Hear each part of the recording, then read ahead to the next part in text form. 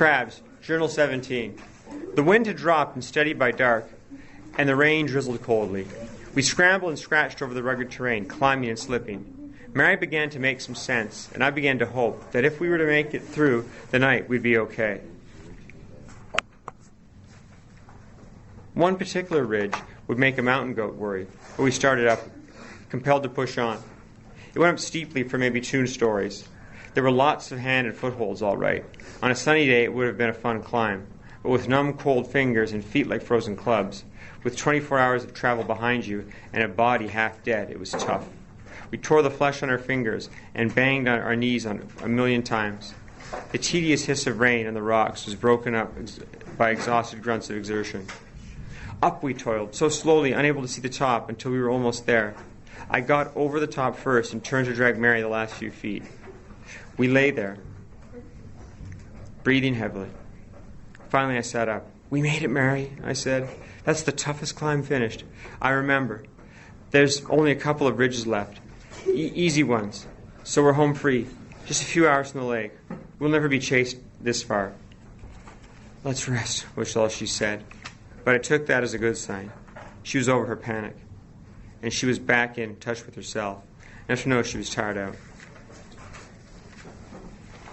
Turning our backs to the black pit we just climbed out of, we picked our way among the rocks and into a small stand of scrub oaks. "I'm going to make a fire," I said. "We'll feel better if we can warm up a bit. You sit down." I took Mary by the shoulders and pushed her onto a rock under one of the oaks. 10 minutes later, I coaxed a tiny, smoky orange flame from shreds of birch bark and fairly dry twigs. Once the fire had caught on, I stood and said, "I'll go hunt up some more wood." "I'll help," she said, rising unsteadily. No, you stay here. I can manage." "No, I could use the exercise," she said, and laughed weakly. I was so happy and relieved to hear that laugh that I didn't argue with her, just turned and walked a few yards into the black curtain of the bush and groped around in the dark for wood. When I came back a few minutes later, the little fire was smoking and dying out, so I had to work on it to nurse it back to the point where it would accept bigger sticks. I could hear only the snap of burning twigs, the hiss of rain on wet ground and rock and on the branches that gave only a little protection. The fire looked almost homey. I could feel a little warmth from it and began to think we'd really made it. We had survived. We would go back in dry clothes, build the biggest damn bonfire ever, and crawl into our toasty down sleeping bags and sleep for days. But I guess it doesn't work that way. After a few minutes I grew concerned that I couldn't hear her. I called her name, no answer. Then again I retraced our steps. I fretted and ran around, growing more and more frantic. The brave little fire was forgotten and soon died. Around me were only the dark of the woods and the hiss of the rain. I suppose all along I knew what had happened. After a while I stopped looking and calling. And when the cold dawn leaked through thin gray light into the landscape, I set my jaw and forced myself to look over the edge of the steep rock we had worked so hard to conquer. Mary was down there. She lay on her back, twisted and broken by her fall to the jagged rocks in the valley floor. I don't want to spend a lot of time on this next part. I did what I thought I had to do, and that's all there was to say about it. The strange thing was, at that time, I couldn't cry. Numb and mechanical and calm, I was as empty of emotion as she was of life.